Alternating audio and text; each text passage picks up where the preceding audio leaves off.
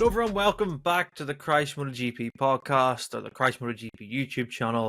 If you're watching, we have a special guest on the channel this week, and at Silverstone during the British Grand Prix, I sat down with the 2020 MotoGP World Champion Joan Mir and discussed a number of things, and seeing where he's at in his season, where he thinks the project's going to go, talking about 2027, a little bit of his personal life as well. It's a nice 15-minute chat. Thanks to Honda for organizing this, and enjoy the chat.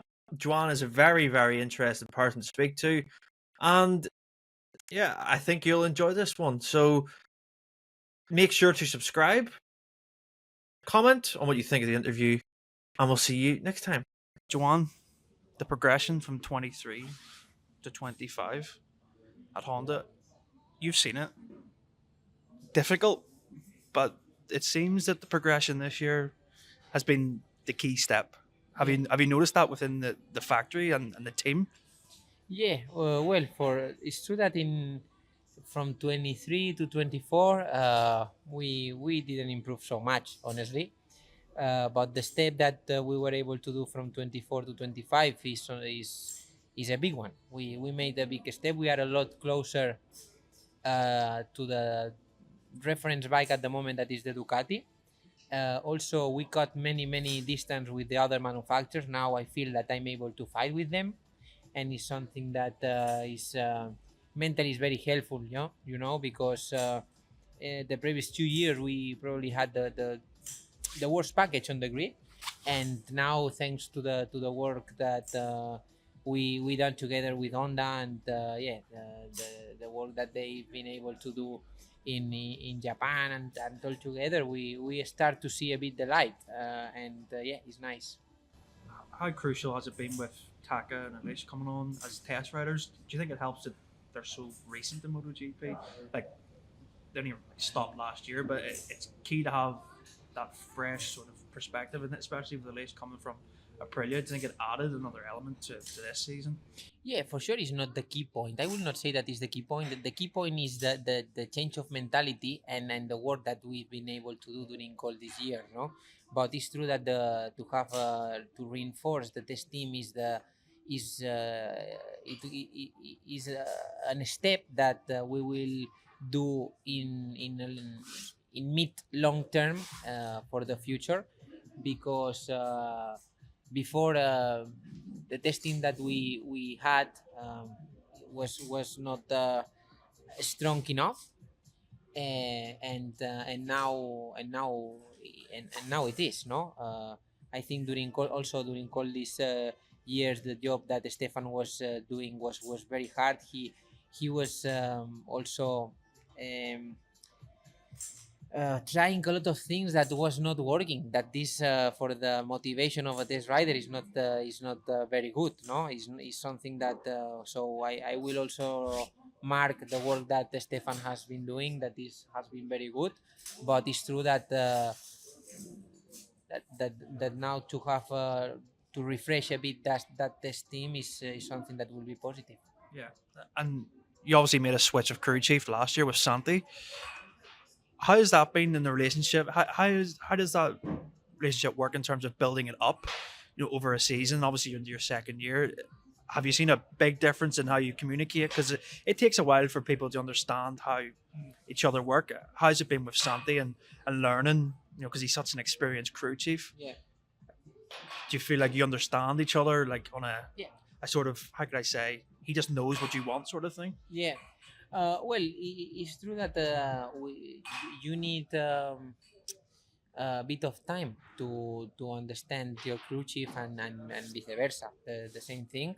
But at the moment, I think that every GP we understand more each other. He understands more what I need to be fast. I understand more his way of approaching the races, and we just get better and better, I would say. So this is very important. I'm a rider that I like a very good environment inside the box. That atmosphere that you have to breathe there has to be a good one, a healthy one, and at the moment I feel like that.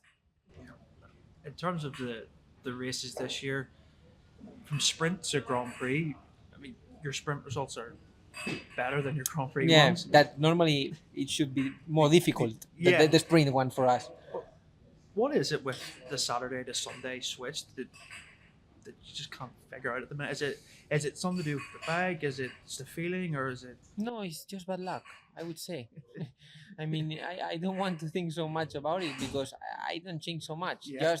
Just the bad luck that we were able to have this season and the previous ones. I mean, I feel very strong. I feel this year especially feeling great riding the bike, constantly being in the reference inside of here inside of Honda, constantly here, but for some reason on the races we couldn't match a good result together. That's the reality at the moment. But for me, um also my mentality is the same one always. No, I would like to always keep the intensity. For me it's important to keep the intensity and to being able to I prefer to be able to fight a couple of laps with the front group than not being able to to let's say como conformar cómo es conformar uh, to be happy with the top 15. Yeah, I mean, yeah. You want to be at the front instead of yeah, just riding around yeah, at the back. that is honestly something that is difficult to find the balance. I'm struggling to find that balance, but I'm sure that once we have the package, the step that we will do will be massive.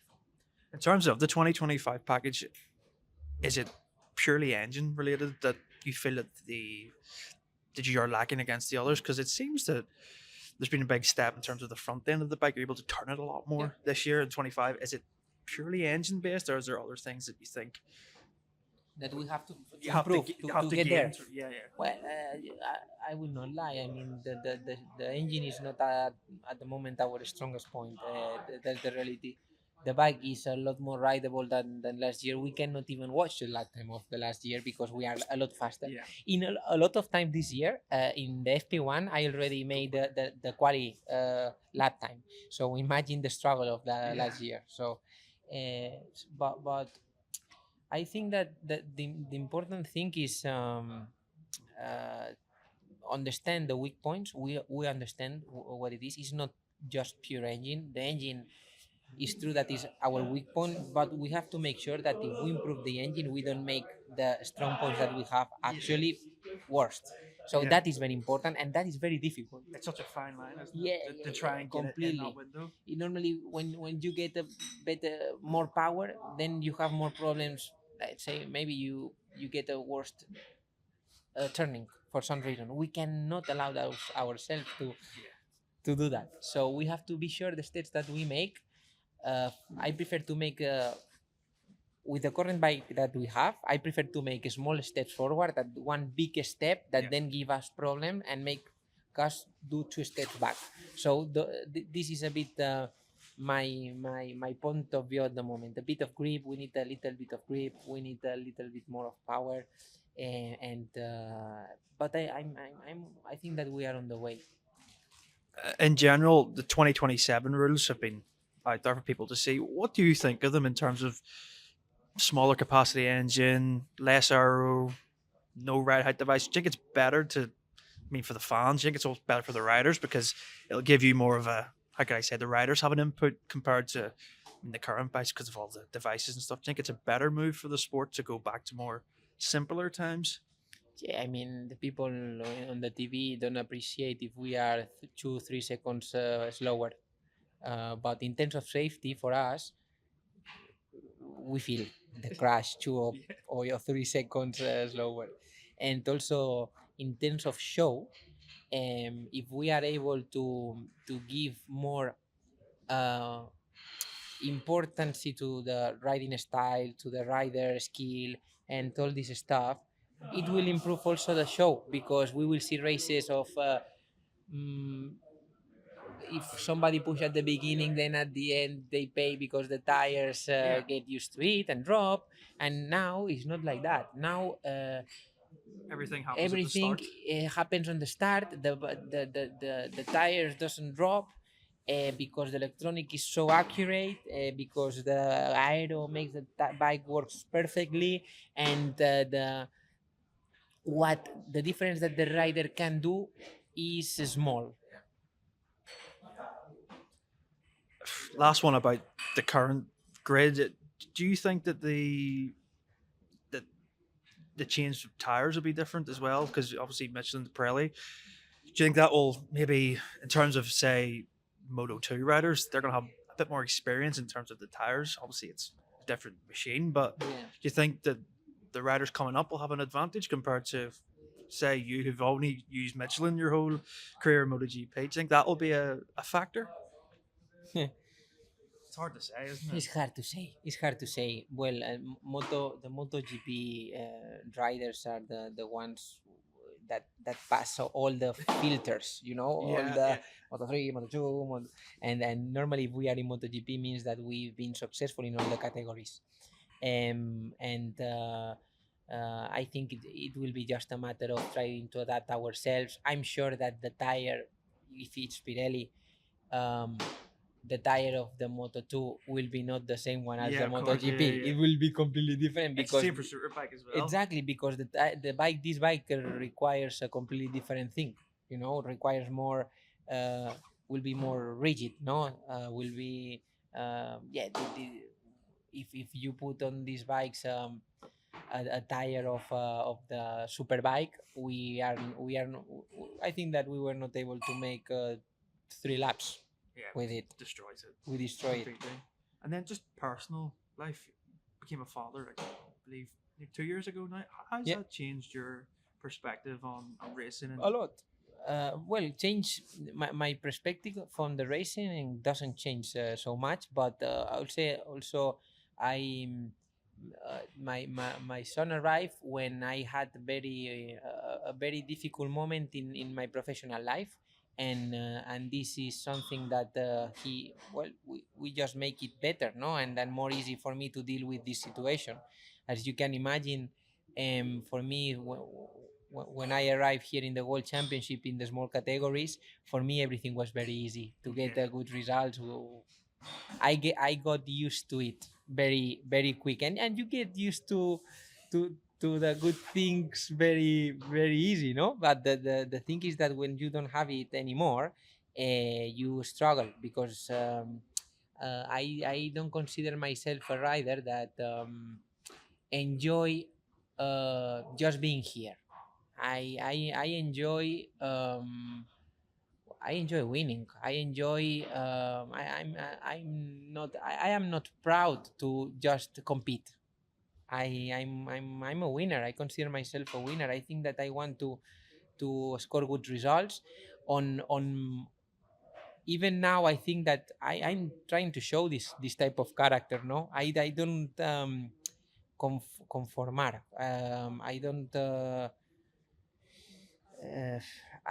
I don't like to just come here and make the top 10 and go back home. No, I always try a bit more, and probably I'm paying a big a big price for doing it in terms of crashes and this stuff. So but I have trust, and I'm in a very good moment in my personal life, so I think that I have everything to go back to the position that I deserve, I think. yeah, I was going to actually say that winning feeling. It's so. I think Mark kind of touched on it. He didn't take it. He didn't really say it as special when he was doing it. But then when you go through the tough times, you really realize how rare it is, and how rare for everyone in this sport competing, that only a select few actually get to do it. How does that motivate you in terms of getting back there? Is it something that's the main drive to know that deep within it's still there? Is that what keeps you going in terms of 2025, for example? Yes, the thing that is helping me to continue and to wake up every day and push always my limits is the hope that one day I will be able to be back. And this is a bit the reality. And now that I see myself very close to it, I will not give up. I've been very far in the last 2 years, And now that I start to see a bit the light, and I will not stop. So I think it's just a matter to trying to deal with it, trying uh, to deal with this process that mentally is not easy. Thank you very much. Thank you so much.